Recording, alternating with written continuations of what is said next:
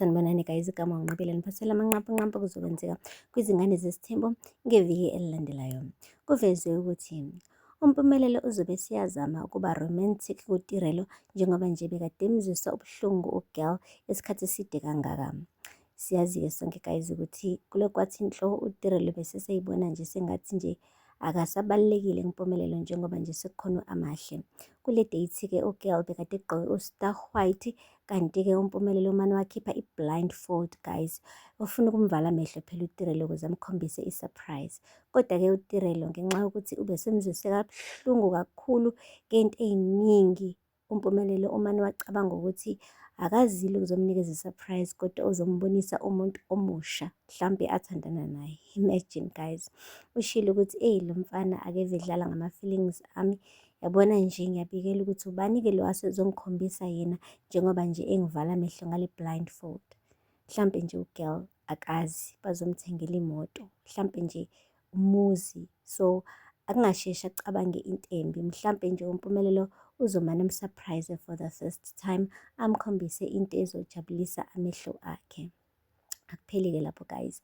Okunye-ke okuvelile ukuthi uMpumelelo uzophinda akhulume kabi ney'ngane zakubo laphaya etafuleni, aze agcine ethi thula esho kabuhlungu ku-Abo, okuzogcina esethi u-Abo yazi lona akeve ethanda ukuzenza ubaba wethu la ekhaya.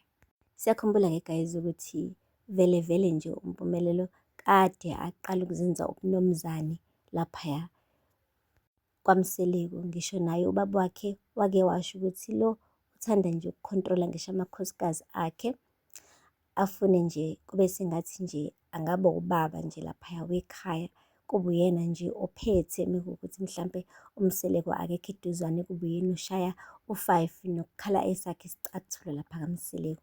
Manje-ke sengathi nodadewabo sebeyakubona lokho ngoba nje ufuna nje impela ukuthi uma kunyuswa izwi lakhe kuzwakala ukuthi hayi useyakhuluma-ke manje uMpumelelo, kuthule yonke into ukuthi swaca endlini ngoba phela ubaba wekhaya usekhulumile. Guys, asazi-ke ukuthi u-Abonge uzokwazi ukuthi amqonde uMpumelelo, amtshele ukuthi hhayi bo bhuti, musa phela ukuthi thula kabuhlungu kanje kumina, nguyena impela udadewenu kodwa-ke cha, awusiyena ubaba wethu la ekhaya. Hhayi ukuthi kumele usithulise noma ikanjani, usenze siswace ngoba sonke singabantwana bakaMseleko, akekho umuntu omkhulu kunomunye lana. Guys, asithembe-ke ukuthi kodwa-ke futhi kuzohamba kahle phakathi kukaMpumelelo noTirelo ngoba ngampela hayi ngeke usedlile ngamapayipi uNtombo.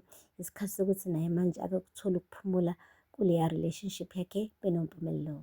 Aphela lapho-ke guys nqampu, ningakhohlwa nakulandela amazwibela azoqala ngeviki elilandelayo mhla ka-17 August. Ningakhohlwa nakusubscribe and like and comment. Until next time, bye. Sanibonani guys, igama nginqabile niphasela amanqampanqampa kuzo